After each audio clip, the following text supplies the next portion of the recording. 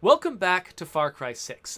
This time out, I'd like to explore the main story of the game. Now, I'm going to avoid giving too many spoilers. So, the way that the story is structured, you start on Isla Santuario, where you sort of meet the main characters of the game, Clara Garcia and Juan Cortez, who are your your guides through the overall story. She is the leader of the guerrillas.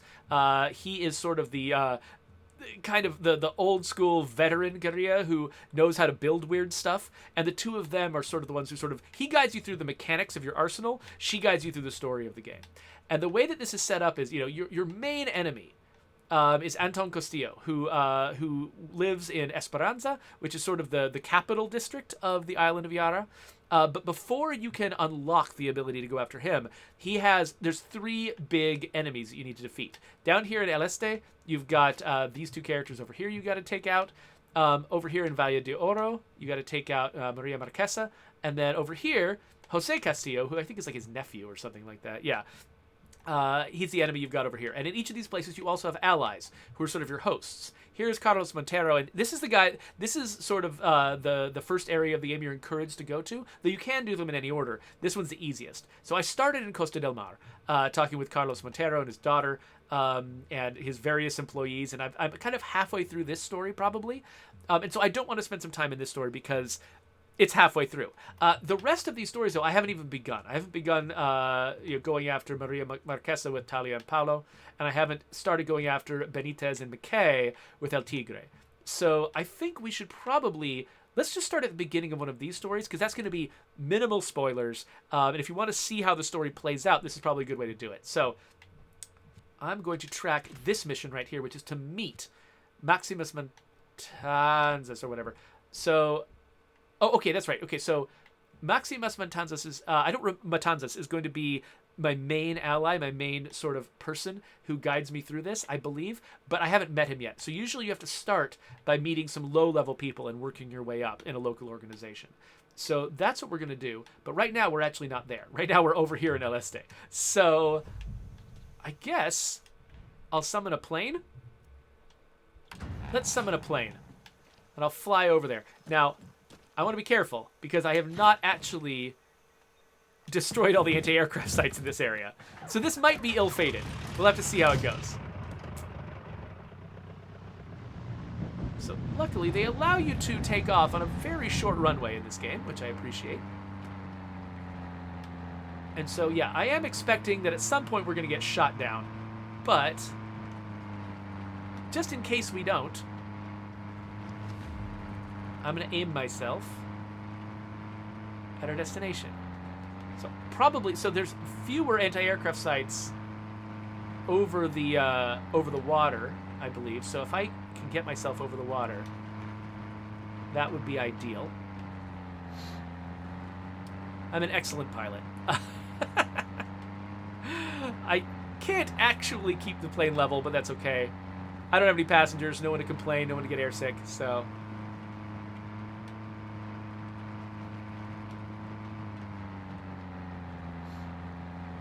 Oh, so I am Fenwick suggests... So, right before we started this episode, I was actually blasting through a bunch of, like, little notification badges that had appeared in my inventory, keeping track of all of the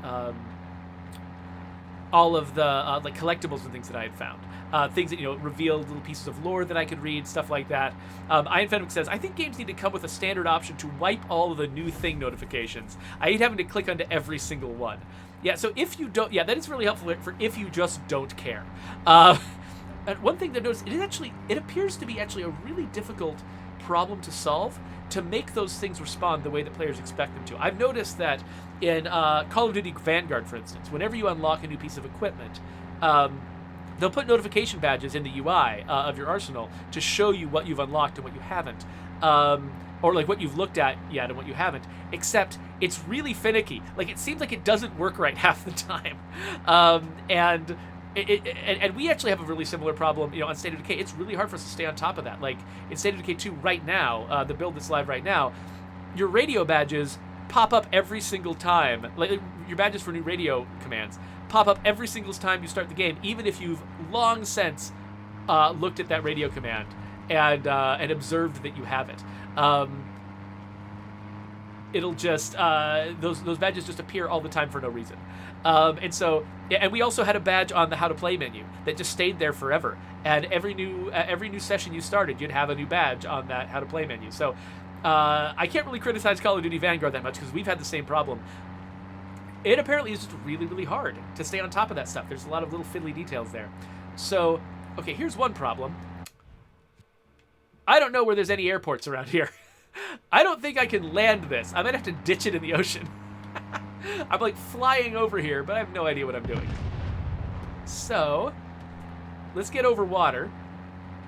So I'm not crashing this into any, civilians. And then let's just bail out. Woohoo! Deploy parachute. Yeah! That is how you guerrilla. Alright, so... yes, I would like not to drown. Thank you. How Not to Drown, by the way, is a excellent song by Churches and Robert Smith. You should check it out. It's one of my favorite recent songs. And apparently it's educational. So, oh gosh! So there actually is an outfit you can put on to prevent animals from attacking you. What was that? What attacked me? Oh, shark! Hello! Ah, get away! Okay, well, it swam away. I guess it's not a threat on land, so I won't worry about it. Okay, so I don't remember the setup for this particular area, but I'm betting that these people that I meet are going to remind me. So let's put our weapons away. This should be friendly territory. This is the fort. This is the Looks fort. like no one's been here for 100 years. Hey, Maximas Matanzas, Talia? By the way, how is the audio? I had it tuned down far enough that you could always hear my voice over the audio, but I'm not sure if it's going to make it harder to follow the cutscene. So let me know if there's a problem. A squatter. Uh-oh. Looks like you were in the wrong place at the wrong time. Yeah, I think the voice is probably a little bit low. I'm going to raise it. Let me know if it's a problem.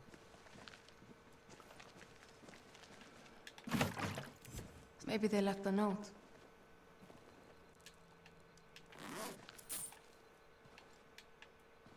Oh, not going to turn on the radio.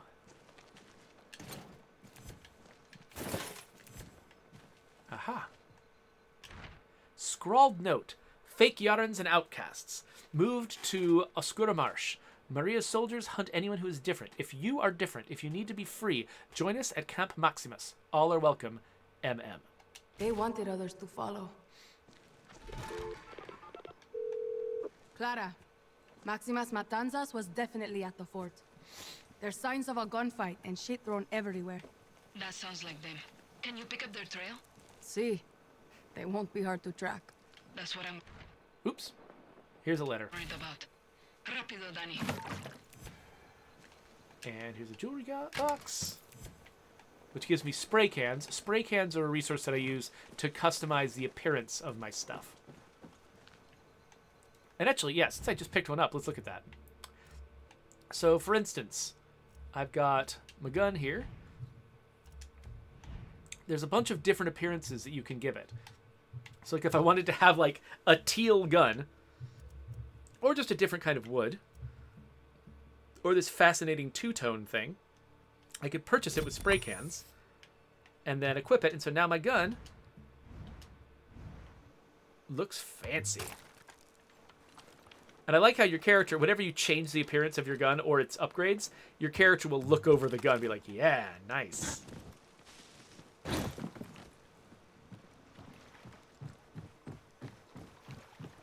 Okay, so you'll notice it said fake Yarans and outcasts. So fake Yarans is a term that what was the name? Castillo? Let me remind myself the name of the villain. Anton Castillo. That is it's a term that Anton Castillo uses. They tried to run with that? Idiotas. To create sort of this sense of, either you're a patriot or you're an animal, basically is the idea. Like, he's trying to sort of create this division in his people between his loyal subjects who, who are going to allegedly be treated well, and the guerrillas, and wants people to sort of dehumanize the guerrillas.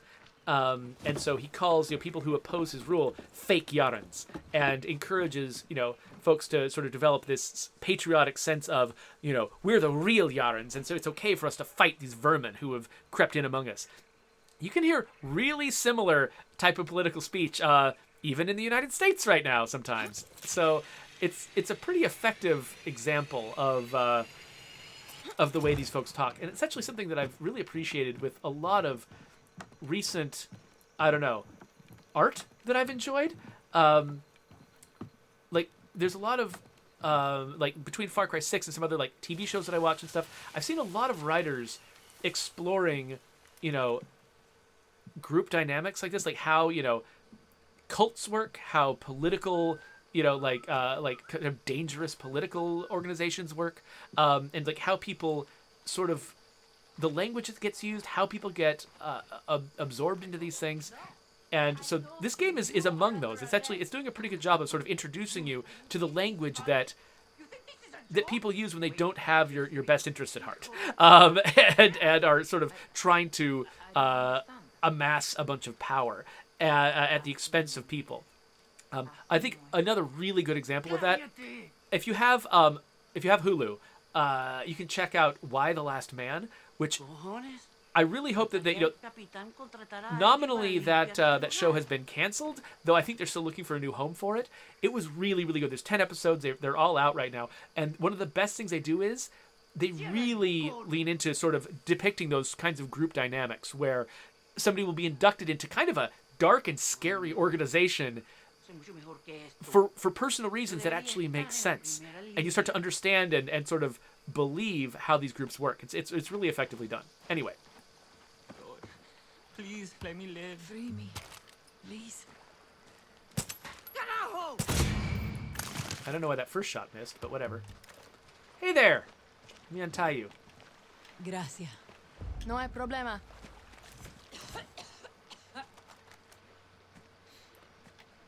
Okay, so this looks like... I assumed these were going to be like main characters, but apparently not. These are just some people who needed my help. Cool! Well, I've done that. So I think that the game realizes... The people who made the game realize that I could have decided to make this the very first place that I go, right after the tutorial island. And so...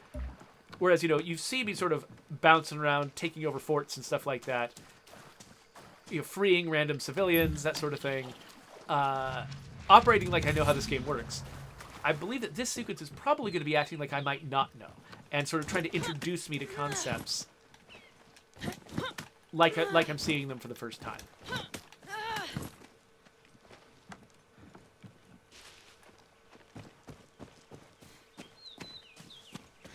Oh, no one might found out. So yeah, Hulu is kind of tough. It's one of the few streaming services that is basically U.S. only.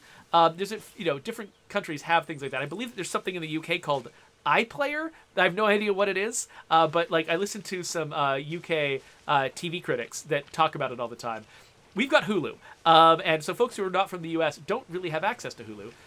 But a lot of Hulu shows, because Hulu is owned by Disney, a lot of Hulu shows end up on Disney Plus outside of the United States. And so, yeah, so no one might said that Why the Last Man is available on Disney Plus outside the U.S. So I heartily recommend it. I love that show. It's really, really well done. And, a lot of the show is nominally about, like, gender dynamics and things like that. It's about a scenario where all of the men in the world, except one, all of the people with a Y chromosome in the world, except one, die all at once. And what the world is like in the wake of just half of the people Inga, going away. hope I'm not too late. That music must be Maximas Matanzas. So you go into that show... Oh, hold on. Clara, I think I found Maximas Matanzas' hiding spot. But Castillo's soldiers got here first. Looks like they're having some fun before they call for backup. You know what to do, Danny. Whatever it takes. Anyway, you go into that show knowing it's going to be about gender dynamics to a great degree, but it's about a lot more than that too. And so that's the thing that I really loved about Why the Last Man is it's not just about one thing. It's got the starting point. The sort of that what part of the subject matter is going to be, but there's a lot more that it goes into about politics and relationships and Cojones. cult I'm not the dynamics, first to find them. which is kind of cool. All right, anyway, we should probably try to sneak our way in here. Hey, watch yourself, Danny. Inga. Hope I'm not too late. All right. I could help that person.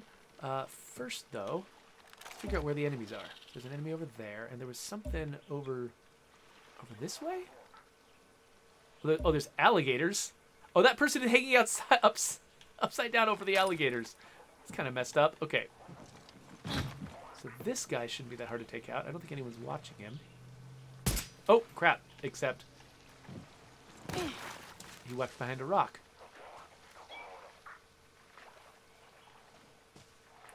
Oh, man. There we go. Got him. And then...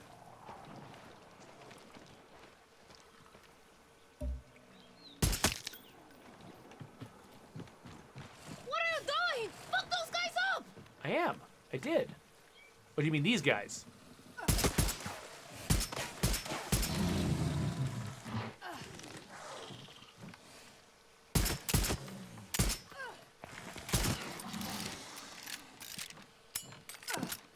I don't think I can free her directly. I think I just need to finish the...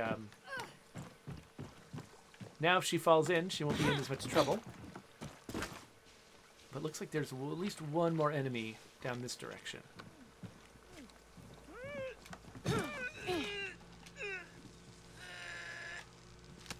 Now, don't make me regret freeing you. Don't start a problem, okay?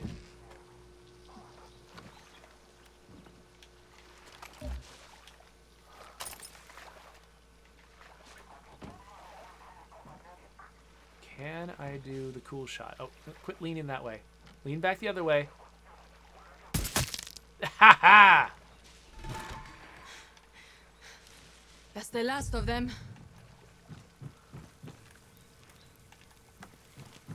All right. You! Get me down from here! Okay, okay! I'm coming!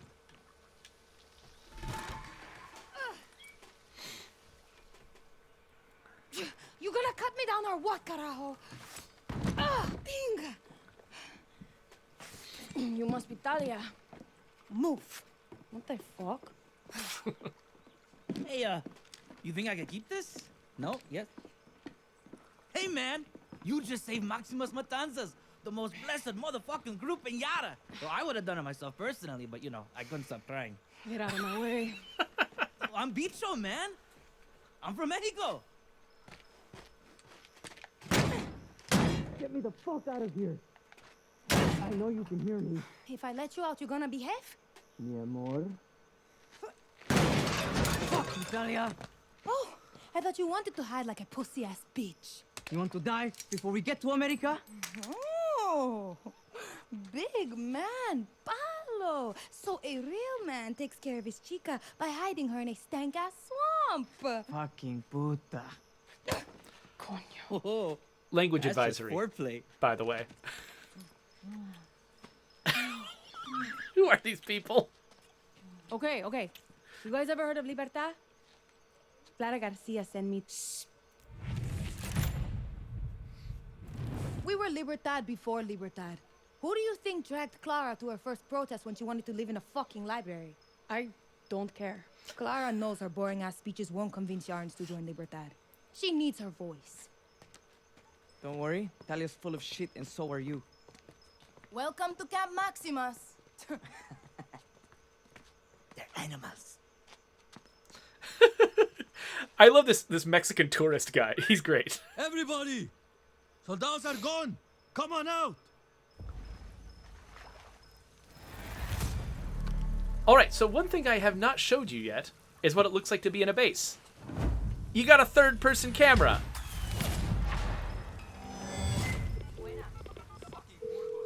Clara, good news.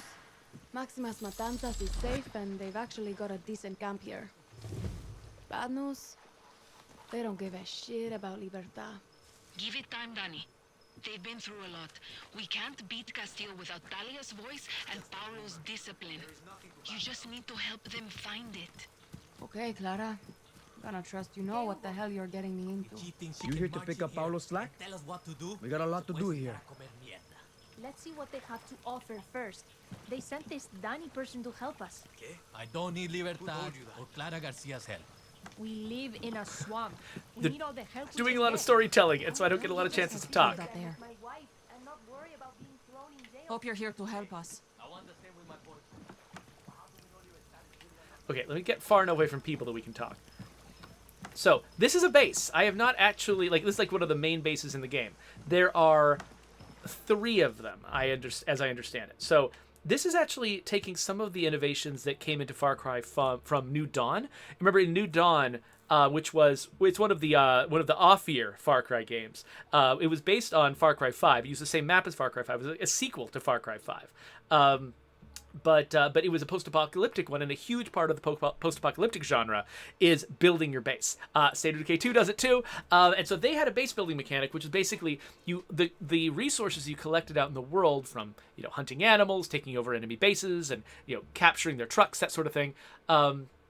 Those resources could be used to level up different facilities. Those facilities would give you they would just sort of give you passive buffs, or they would unlock equipment for you, or whatever. There's all kinds of stuff that they could do. They've carried that mechanic over into Far Cry 6, and so I've got a base over here in the first area that I went to. I've now got a base over here, and I assume there's a third base over here someplace. And they have not gone as far with the base building mechanics as New Dawn did. It's much more, that kind of mechanic is much more like appropriate to a post-apocalyptic game like New Dawn. But what they do have, let's see here. Let's run over to this guy.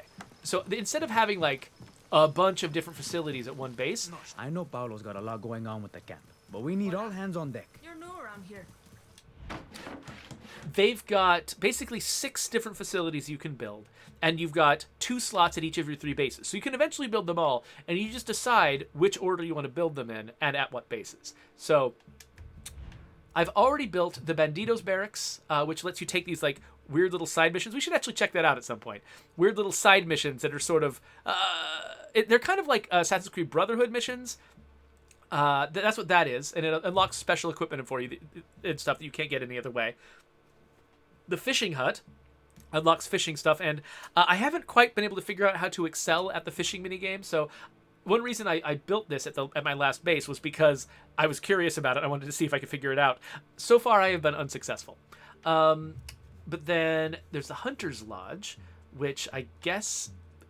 Oh, yeah, it lets you reveal more hunting spots for hunting animals, which is not really a thing I'm super into.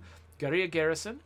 So the allies that join you for things like... what are they called? Ambush missions. You can make them better equipped and make them more effective. That's good. Hideout network. Access to a wingsuit. One of the survey missions is clearly... not survey missions. One of the... supply drop missions is clearly built for a wingsuit, and I wasn't able to complete it myself before because I didn't know where the wingsuit came from. Apparently, it's here. So I want to build this. Let's build the wingsuit thing. So let's build that. So there's a slot here where they can build that. So yeah, apparently now I will have access to a wingsuit. I'm not sure how it works exactly, but we'll find out. Let's talk to this guy. Hope Castillo is terrified when he sees you coming. Okay, so I've got the wingsuit tool now, and now... Oh, okay, so I can buy intel with pesos that will tell me where hideouts are. So I've discovered some hideouts on my own, but apparently if I want to, I can spend money on them. But let's see what the upgrades do. So let's go back to this guy, girl I want to see. the foreman. So you can get these upgrades. So this is the base level thing. So each hideout has got a workbench, a Banditos board. The Banditos board, that's the Assassin's Creed Brotherhood side mission thing. And a Guerrilla Scout, and a defensive auto turret? Interesting. Okay, and then what can I do to upgrade them? There's vehicles near each hideout, and then a daily replenishing supply cache. And if I level it up even further, Supremo recharge at entry. So I could recharge my Supremo by going to a hideout. And even more supplies. So, okay, so I've been collecting so many resources there's no reason not to upgrade this all the way immediately. Because all I've been doing is running around the map and collecting resources. Like, economically, I have broken the game now. So, let's go back and let's upgrade it one more time. Who told you that?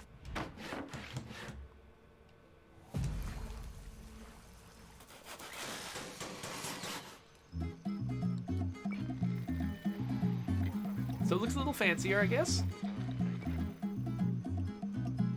And now, I mean, again, since I've just been collecting tons and tons of resources, let's just buy all of our hideout maps, too. This is the advantage of doing tons and tons of side content before pursuing the main story. You just economically outstrip That it. is the lucky place to be. Fire started near the back of the crowd. This place is looking. So let's look at the map. So now you see there's a hideout there.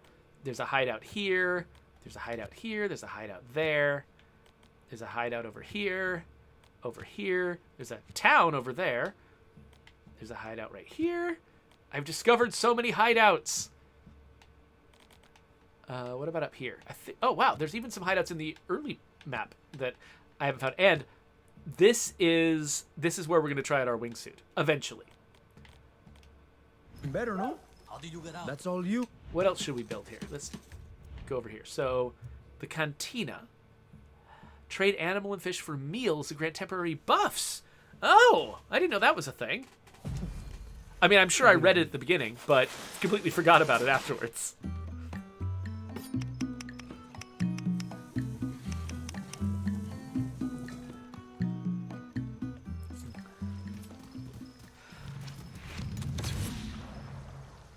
So I am Fenwick says, I'm about to finish Road 96 and I'm pushing through Hades. What's another game you recommend? Interesting. Yeah, so I do try to play a nice variety of games on my channel, in part because I think that, you know, a lot of these games are smaller scale. Oh, crap. I'm about to start a cutscene. We'll talk about that later.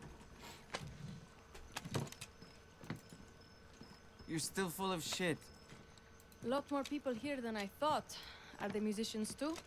Talia collects dreamers dumb enough to pick fights with Anton's Ministry of Culture. I just make sure they aim the barrel away from the face. Thought I was the only dropout. Papa was a drill instructor. Family's 5th Gen Army until me. What happened? Expelled? When Papa found out I turned from his favorite daughter into a freak. His words. Oh. Shit. Just trans in the military, compai. I was lucky. Talia caught me trying to steal her gear, but instead of turning me in, she gave me a deck. Libertad can help all of you here. Libertad. When Castillo won, we led riots with Clara. And what did it get us? Clara runs off to play guerrilla, Talia gets thrown into Maria Marquesa's bullshit academy, and have to take a big fucking debt to get her out. From who? Pembe, black market smuggler. Once he's paid off, Talia and I are off this fucking rock. Let me take some debt, Paolo. I don't do handouts. Okay. Why'd you leave the military? Punch my drill instructor in the throat. I'm not a morning person. Segunda. Pembe deals in the church.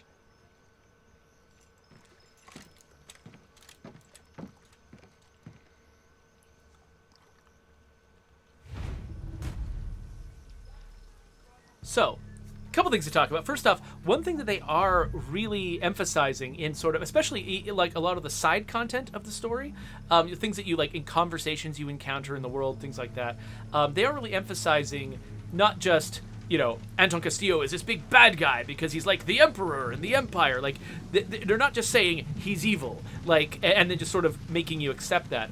They really try to depict what is bad about living in Yara. Under Anton Castillo. So you've got the way that he exploits workers, you know, laborers, you know, making them work under terrible conditions, getting them sick.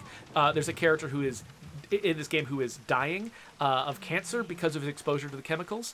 You know, and it talks about sort of the way that he sort of uses culture war type things to sort of you know, control his loyalists, and sort of is very abusive to people who are marginalized by society, like this trans guy here who was not able to, who was, you know, ran into a lot of trouble the moment this guy was elected, and it's, you know, it's really trying to bring across, you know, like who suffers under a regime like this, and why it's really important.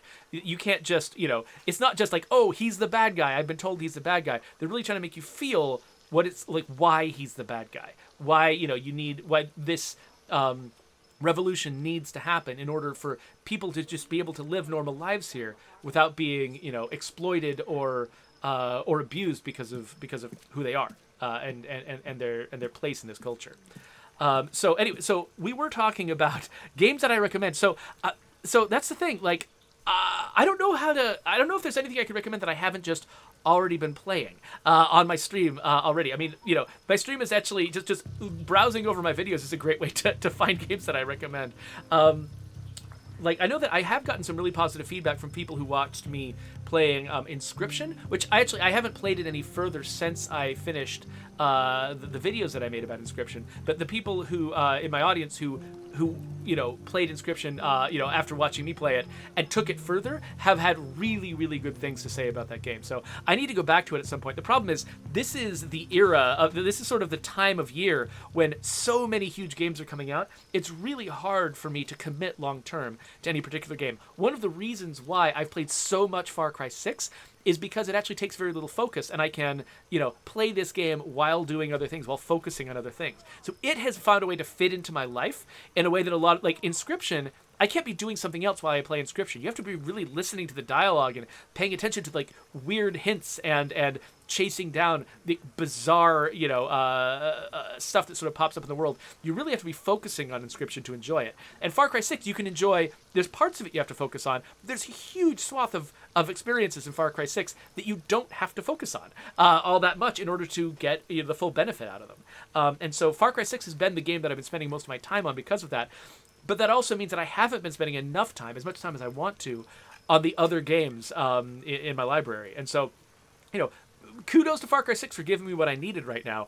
But unfortunately, I wish that I had more games I could recommend, because I wish that I was able to devote the focus to playing more of them deeper and further. Anyway, I should greet Director Cosmic, by the way. He showed up and said hi, and so hello to you, Director Cosmic. Rosaberg90 wants to know if I've played Grounded since some of the more recent updates. So, because we're sister studios with Obsidian, we periodically do official streams, either Obsidian or Undead Lab streams with Obsidian.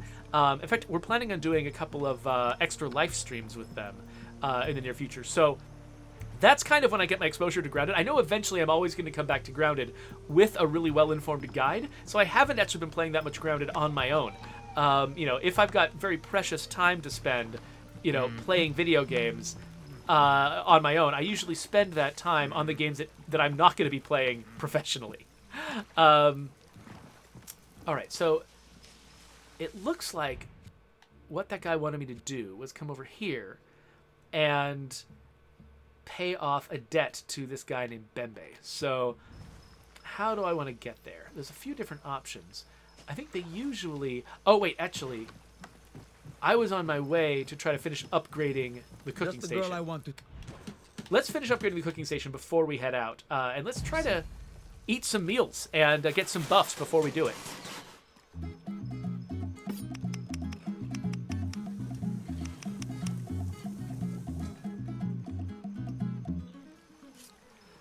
Oh, hey, La Coalición is here to probably... you could probably give us some perspective, actually, if you want to, Coalición. If there's anything you notice about the way the characters talk, or anything that a Spanish speaker would pick up that I'm unlikely to understand, I'd love it if you wanted to call it out, because they speak sort of a combination of Spanish and English in this game. Oh, hey, is this a... Oh, no, that's... All right. I thought that was a box containing something, but it was just... Ready to get your... It was just a DJ's deck. So, all right, we'll upgrade this thing one more time. Dirty?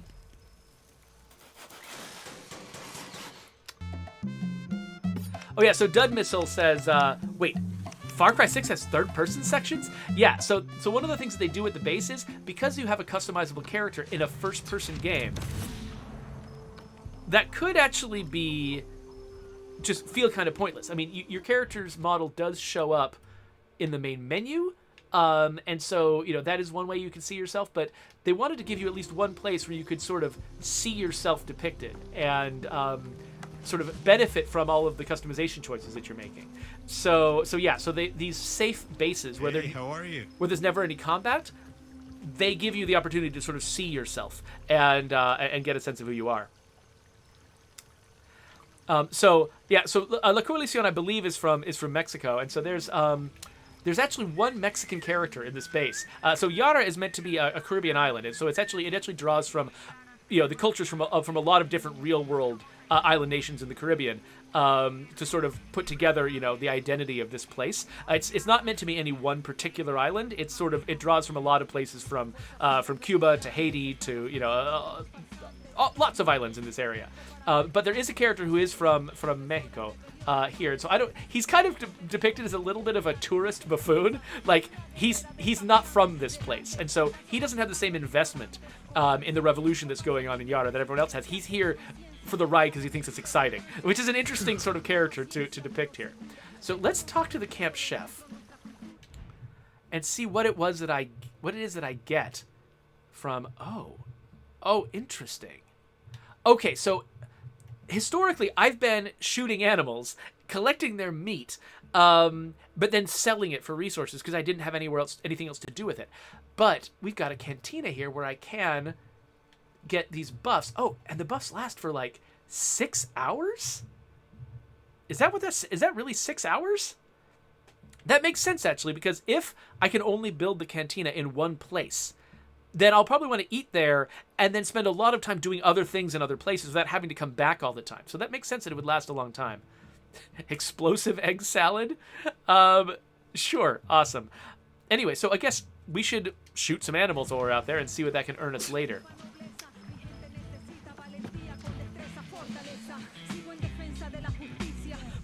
Okay, so I turned down the radio volume, so I'm not sure why I'm hearing that music. I hope that doesn't cause me any copyright problems. Oh, so while you're running around like this, you can't do the same gymnastics that you can do when you're in first person. So let's see. Okay, so once I get into the water, I'm in first person. And I think out here I'm in first person too. Okay, yes I am. So we could grab a car, but we haven't ridden a horse yet. Let's grab ourselves a horse. Nature's cars. Let's go, horse. There's the horse. Vamos. Don't worry. I'm a friend. Yeah, so Danny is... Whoa, now. Wait a minute. Okay, I get on a horse. The first thing I do is find some stairs. That doesn't seem like it's going to make any sense. Is there a way I can go over here? Oh, okay, here we go. This is the way out with a horse. I was going to say, why do you put a horse, like a horse spawning site, right next to some stairs? Talia. So now you want to talk to me? No, I want to see you. Meet me at the Zubala Batidora, the ride that whips you around. Look, if this is some kind of fucked up date... Just get that ass over here. And don't tell Paolo. Drag me back to that fucking swamp. Okay. So they call the missions in this game operations, or I don't know, probably operaciones or something like that. It's actually an interesting combination of Spanish and English in this game, where I'm not quite sure how to pronounce each word, whether I should pronounce it like it's a Spanish word or an English word.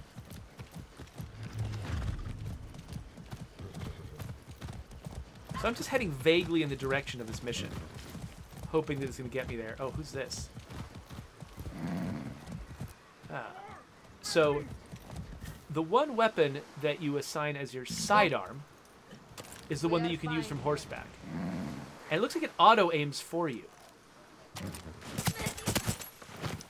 So it's good to have one that has soft target rounds, because that's often the best kind of thing to be firing indiscriminately at an enemy. Let's free this guy. Ningún problema. So he's given me more Banditos recruits, which is going to, like, that one part of the game that's a little bit like Assassin's Creed Brotherhood. He gives you access to that, to more of that. Easy now. So keep heading out this direction. Because I haven't really explored this part of the map, I don't really have any fast travel that I can use to get here. So, but you'll notice I'm following a blue line on the minimap. This is a guerrilla path. So that means I'm not going to really be encountering enemies and things. This is sort of a private route that only the guerrillas know about. So it's a pretty safe way to go, but it usually requires like an off-road vehicle. Like you want to take, a horse or an ATV out here. You don't really want to try to drive a car through this. Like, for instance, I think a truck might get stuck in that area. All right, getting a little closer, and it looks like got some other cars. Cars. Did I just call horses cars? What is wrong with me? Oh, wait a minute. It looks like there's a tunnel down here. I'm not sure if I can take a horse in a tunnel. Let's see if what the horse does. Nope. All right, buddy. This is where we part ways. So Senor Sausage says, I'm calling you Senor Sausage because I'm playing Far Cry 6. Says, am I liking this game so far? Yes, I'm liking it a lot. So I've been playing it this morning for a while. But my overall review of it is basically, I haven't played that much of the story, and so I can't really tell you, how well that is put together, though I do really appreciate the care that they put into trying to really delve into the reasons behind, revolutions like this against dictators and sort of the group dynamics and how they work. Like, I feel like there's a lot they've... Clara, I need to help Paolo pay off a debt to some black market smuggler named Bembe. Do whatever it takes, Danny. If Paolo was able to build that camp on the run, imagine what he could do for Libertad when he decides to fight. Understood, Clara. So I like a lot of stuff that they're trying to do with the story. I haven't seen the whole story yet, though, so I can't tell you how great it is. One thing I can tell you, though, is that I'm having a great time playing all the side content. Like, all of the, the things all over the map, all the little icons you can clean up. You can see I've just been blasting through them like crazy. There's a lack of icons on this map that shows I have collected a lot of boxes of things. And so I've been having a great time with that. This particular episode, I am sort of getting into the story and showing you how that whole deal Bembe's works. in the church. Wonder if he's asking for forgiveness.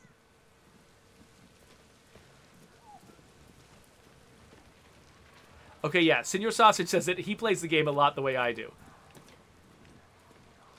Okay, so these cannot be opened. So how do I get in here? I put away my weapon because this is a civilized place, and there are occasional, soldiers monitoring the area. And soldiers will usually ignore you if you're not armed.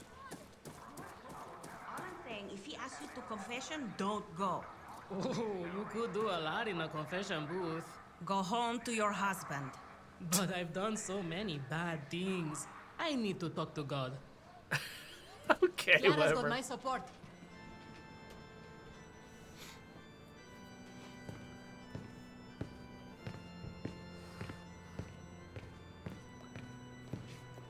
You Bembe?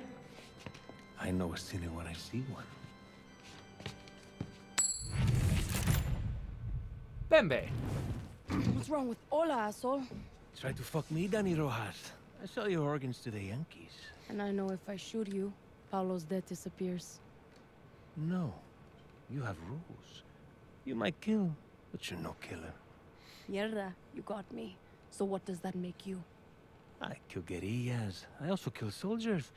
It's just business. Easy to pretend you're not picking sides. My father was a guerrilla in '67. After la revolution, he put on a crisp military uniform. 30 years later, to his surprise, a fresh new revolution with fresh new guerrillas.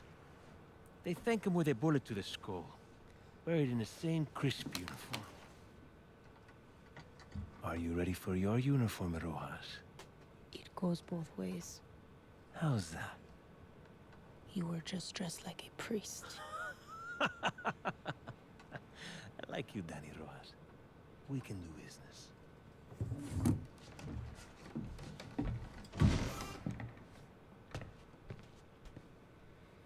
Fucking Bembe. All right, so what am I doing now? Yes, I could use a week out of the city.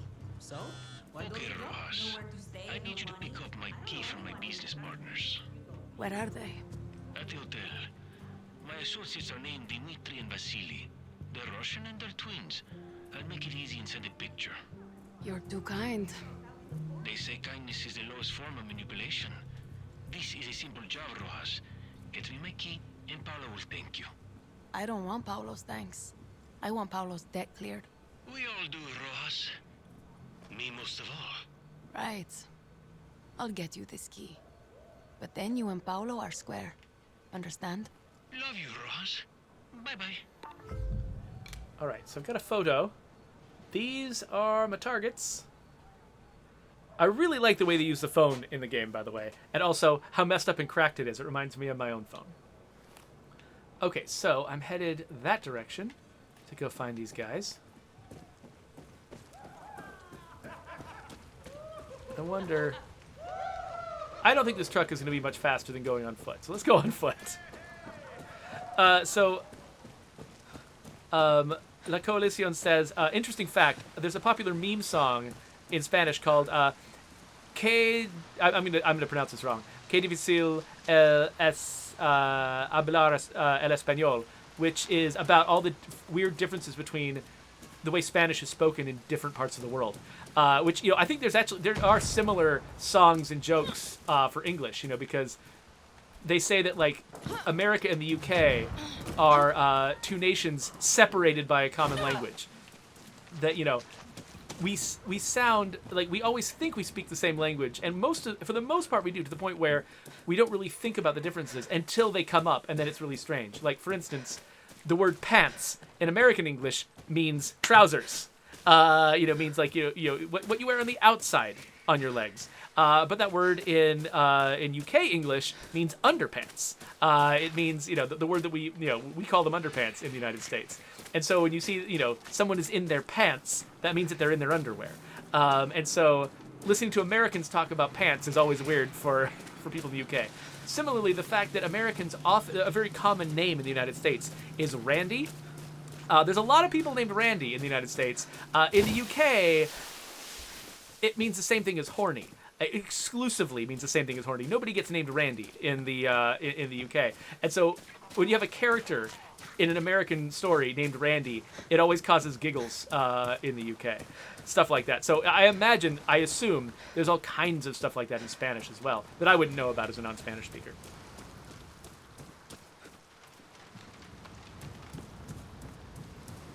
So, let's see here. Senor Sausage says, do you think that Undead Labs might make an enhanced version of State of Decay? I assume you mean State of Decay 1? Ooh. I can call in my little gyrocopter here? I didn't know that.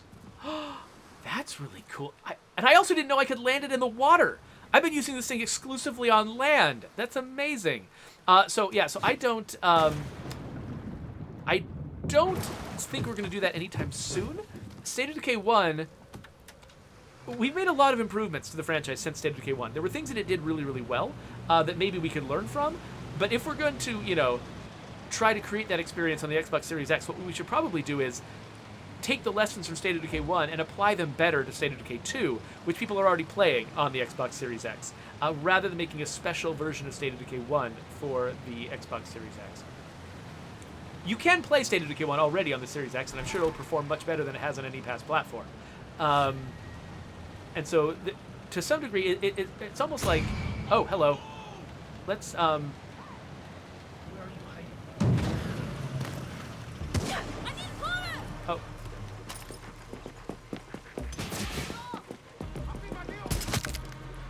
Okay, so that guy knew where I was. I don't know if everyone now knows where I am, because I set off that alarm. Oh, he knows something. There we go. Okay, so I wonder if I run to another rooftop, if they'll lose track of where I am. This is not a normal base, so there's no alarms, there's no reinforcements, I don't think.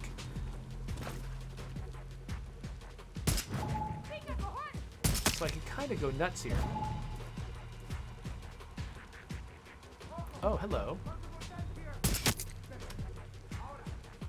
Who else? Anybody else want to get murdered? Soldiers. Simple job, my ass. Oh, there's somebody who can see me.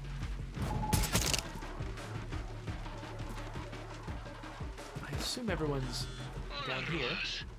I thought you should know that there might be some soldiers at the hotel. Might be. Hey, I'm just trying to help you. You don't help people, Bembe. You use them. Take that as a thank you. Okay, so I see a Russian. But is it Dmitri or Vasily? all right, let's just kill all the enemies first, and then we'll deal with that Russian.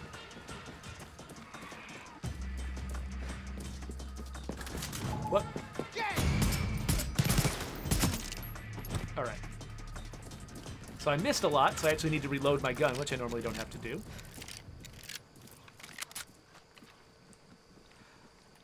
Coalition says, ask me, do you know that you can turn off recoil in this game? For some reason, that's an option. So I believe that this game is actually, a lot of modern AAA games that we're seeing have tons and tons of accessibility options. Where basically, rather than saying, here is a flat playing field, we've made a set of rules that everyone has to follow, they're basically like, if you want to use the default stuff, you know, and basically play this game sort of in its original version, go right ahead. But if for whatever reason you have some issues with you know, motor control, if you have some issues with vision or hearing, like, there's versions of this game you can play that are made for you.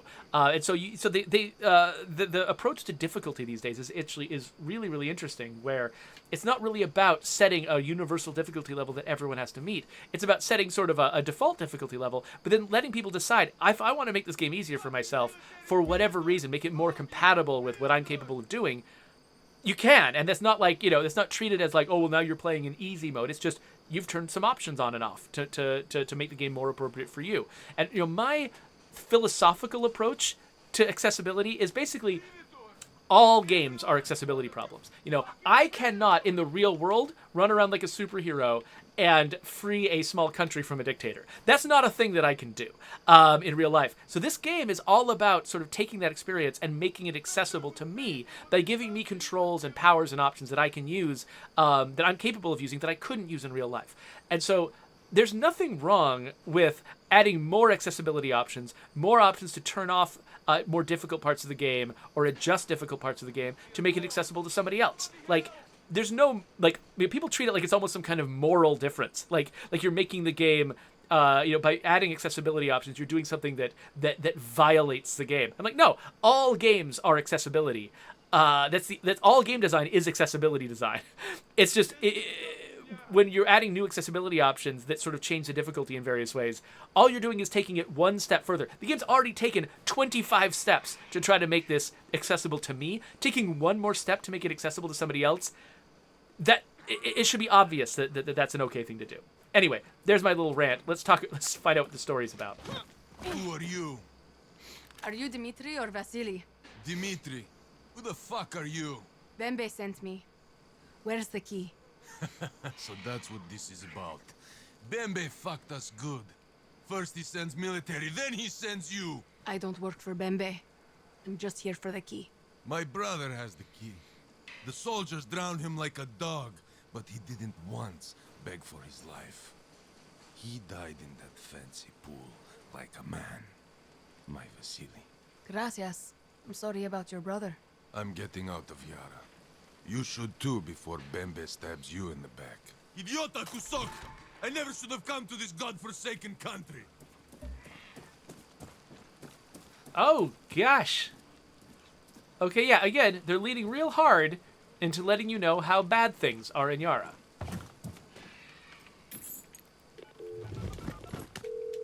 Bembe, you fucking hijo de puta. So you got my key. See, I found it on your dead Russian friend. Now, Rojas. The key opens a safe at Via Judia Hotel. I need the black book inside. What's in that book?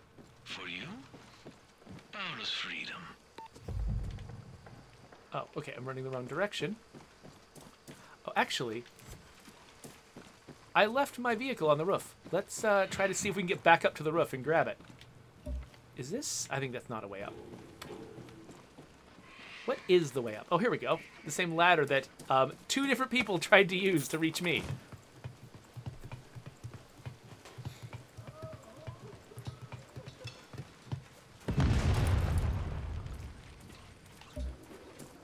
All right. So there might be anti-aircraft between here and there. That's a long distance. We'll have to see if that's the case. But I might be able to get a preview of it if I've already identified any anti-aircraft. So there could be anti-aircraft on this part of the island. There could also be anti-aircraft around this district. There's none around here. I'm pretty sure I would see the icons for it already if I'd explored it. But we'll see. We'll see how it goes.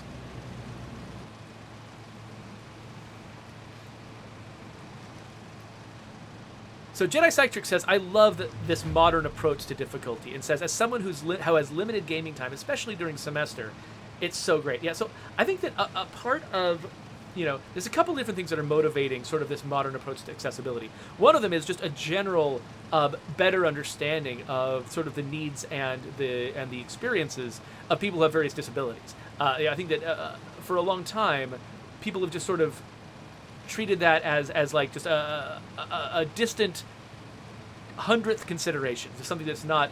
They treat it like it wasn't very important. And these days, people treat the experiences of people who are often living on the margins of society, trying to sort of adapt to something that was not made for them. We take that perspective, that experience a lot more seriously now, which I think is a really, really good thing, a good sort of cultural improvement that we've made as a society. So that's one aspect of it. Another one is the fact that is the curb cut effect, the fact that changes to a game that we make to accommodate someone who might have vision or hearing or motor issues that make it more difficult for them to play games that are sort of made for the sort of typical mainstream player. Those same benefits also help other people with more sort of temporary or situational issues. Like I might, for instance, have a fairly typical set of Looks like the hotel, and what a surprise. The army is here. Just a second. Bembe, I'm at the hotel, and so is the army. But I think you already knew that. It's the delicious little surprises that make life worth living. Save me your bullshit. Let me guess. You want me to take them out. You see? This is why I like you, Rojas. Don't kill those soldiers for me. Do it for Paulo. Anyway, the curb cut effect refers to the idea that you add curb cuts, which are those ramps on the corners of sidewalks.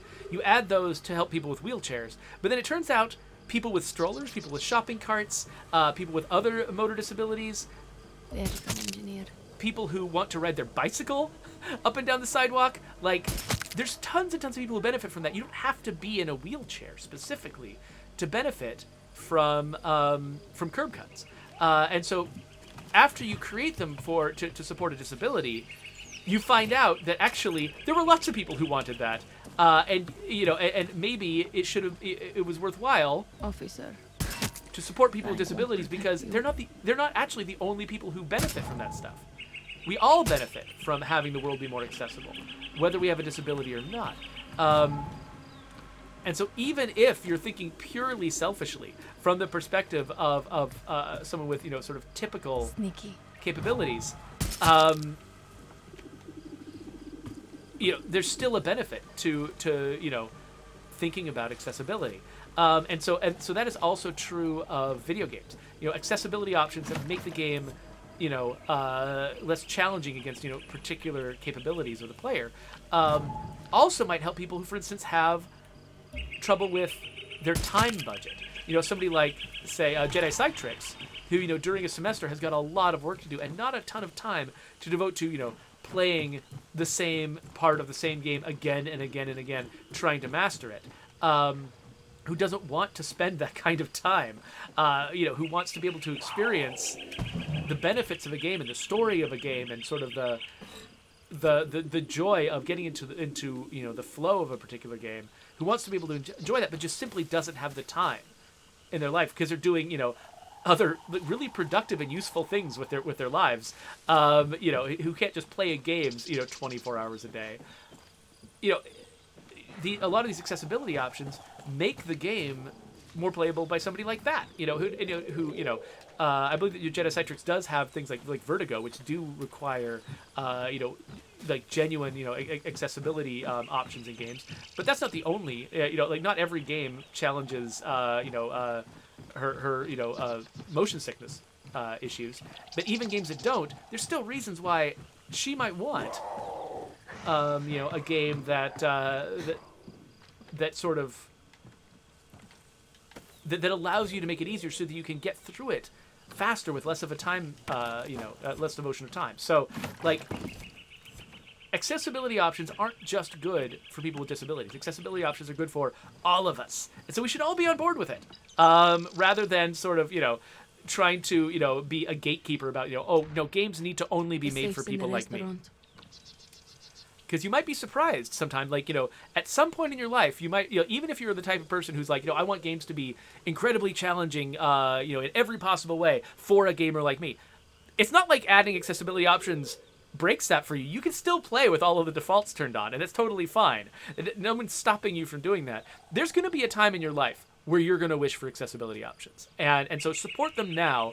Get all of the games in the world, leveled up to that level of accessibility. And then when you do need them for whatever reason at some time in your life, you'll be glad that you supported it. You'll be glad that you had it.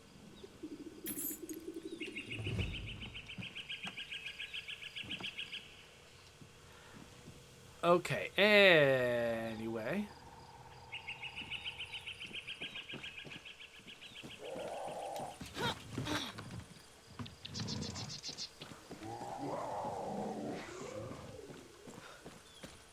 So Cloudcraft points out that actually the one of the innovations that is really good right now is the idea that these are accessibility options. That basically it used to be a game was either accessible in a certain way or it was not natively. And you just basically had to decide, am I going to play a game that's going to challenge me in a certain way, or am I going to play a game that doesn't? And it was a game-by-game decision. Whereas the thing that's really kind of cool now is that the same set of games... What the? Oh, hi. The same set of games... allows people with a variety of different capabilities to play them. So like, if you, for instance, have motor issues, that doesn't mean that there's like only a subset of games that you can play that are designed specifically for you, or that are just designed in such a way that motor issues aren't relevant. Like, you can play the same games that other people can play, and all you have to do is just turn on a couple of options.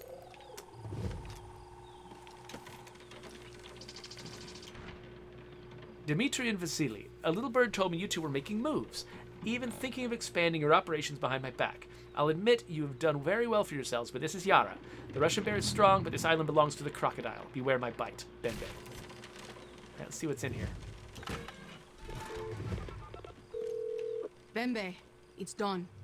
I got your book. Muy bien, Rojas. I can see why Clara has so much faith in you. You're such a good little golfer. Is that what you think I am? Prove me wrong. I don't have to prove anything to you. Tell me where to meet you. I'm across the north bridge of the hotel.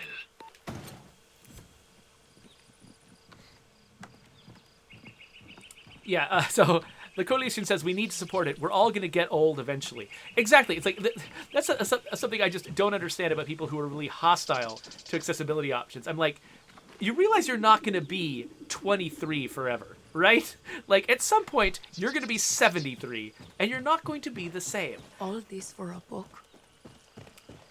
Oh, hey, La Coalición, I'm really curious. One of the criticisms I've seen lobbed at this game, where I've seen actually, like, disagreements among different Spanish-speaking people about the way this game depicts Spanish speakers.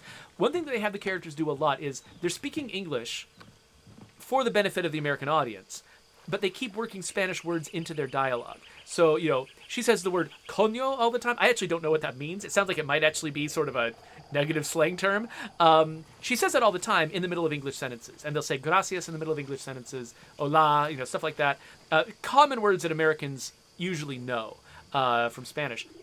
So I'm curious, for you as someone from Mexico who does speak really good English, when you're around people who have that same... like if you're around like a lot of English speakers, but also a lot of people who understand Spanish, do you work Spanish words into your English? Like, is that a thing that you actually observe people doing in real life? Or is that something that is just an affectation that fictional characters have to sort of make people like, because I can imagine just doing that because I'm an American. I need the game to be in English for me to understand it. But having characters occasionally throw Spanish words in helps ground it in the place. It makes me feel like, oh, but this is a Spanish-speaking world, and these are actually Spanish-speaking characters. Like, that helps me sort of get immersed in the world, but it might, for somebody who actually speaks Spanish, feel weird because you never actually see anyone talking that way in real life. I'm curious what your take is on that, because I think I've heard different takes from different people who speak Spanish, some of them supporting this, some of them thinking that it throws them out of the world, and I'm curious what your perspective is on it.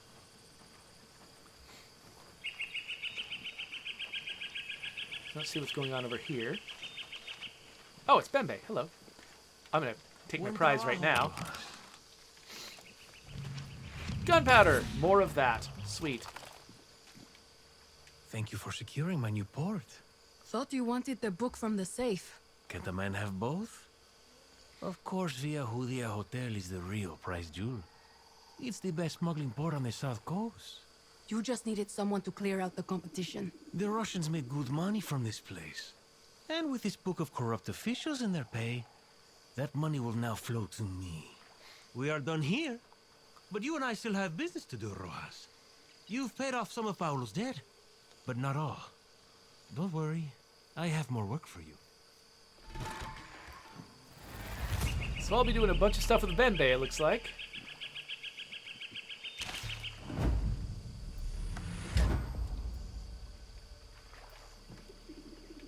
Okay, so it looks like I can actually start another mission with Bembe, but let's not take this any further. Time to pay off some debt.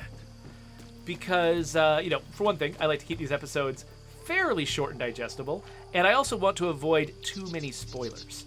So let's cut this episode here so we don't... so I'm not tempted to go any further in the story, but before I do that, let me read back in the chat. I especially want to hear Coalicion's answer. Actually, prior to me asking that question, Coalición said something else. They said, something I dislike of Facebook. It censors all the slang words. Something that is slang in Colombia that has no offensive meaning in Mexico might get you silenced for weeks. That is fascinating. Something like Facebook that sort of spans multiple cultures. If they try to implement some kind of censorship, or they make rules about what you can and can't say, that could cause really weird problems as you sort of span different cultures that all use the same language in slightly different ways. That is a fact. I don't think we have anything quite that serious in English. I guess there are definitely words that are more offensive in the UK than they are in America, and that are similarly more offensive in America than they are in the UK. I don't want to say any of them, but there's definitely words like that. Words that, there's a certain word starting with C, for instance, which is used much more commonly in the UK than it is in the United States, where it's considered one of the worst words you can possibly say. In the UK, it's a bad word, but it's not as bad as it is in the US. And similarly, like the word bloody is considered to be, a fairly light slang word, but like sort of an expletive in the UK, and it is just absolutely nothing in America. It's a cute British affectation. It's not actually a word. And as I understand it, the word crap is more intense in the UK than it is in the United States, but not rising to the level of some of the worst curse words. But it's just slightly more offensive. And so we've got a few things like that, but it's not quite as severe. Like, that word that I was mentioning that is bad but not the worst in the UK, but is really bad in the United States. It's going to be censored anywhere. And I don't know if there's anything that actually crosses the censorship line in English, but it sounds like there is that kind of thing in Spanish. So La Coalición says, it doesn't throw me out. Returning to the subject of mixing Spanish and English, call it Spanglish, the term that Coalición uses here. They say, it doesn't throw me out, and to me it makes sense. But yeah, it is rare for people to be expecting Spanglish, to be speaking Spanglish, unless they're trying to mimic a trend like gangsta style. Okay, yeah, so I could see that, there might be cultures in the United States where they use Spanglish as an affectation to sort of say, oh, hey, I belong to this particular cultural group in a largely English-speaking country. I am a Spanish speaker, and so we work Spanish into our language as sort of like a way to sort of set ourselves apart. I could see that being true in a place like the United States, but maybe not in a place like Yara or in a place like Mexico, unless you're deliberately trying to a long way to go. To affect that kind of speech. That's interesting.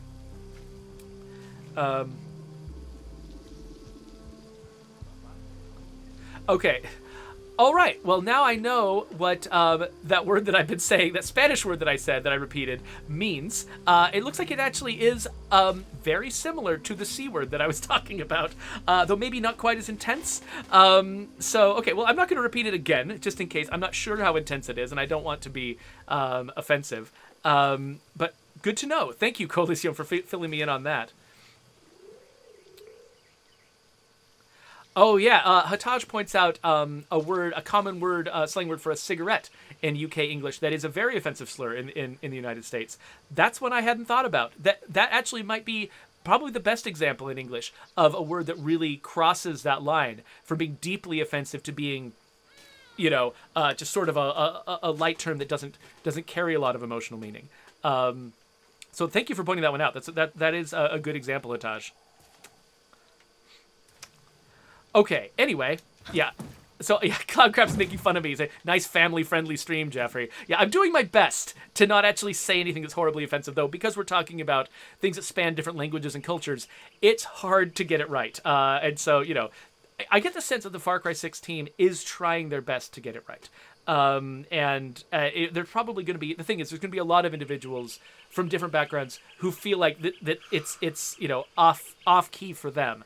And those perspectives are all legitimate, but I think that it's hard to make one thing that's going to work for everyone. So I do feel like the Far Cry 6 team is trying, and the fact that they feel like they're trying is honestly a giant step up from a lot of other things in the history of video games. So I'm not gonna try to criticize them myself here, because I don't have a perspective that's incredibly informed about this kind of thing, and so I'm not going to try to have my own opinion about it. Except that I do appreciate that it feels like they're trying, and that does mean something. Regardless of individual opinions on whether or not they got it right, which can be valid.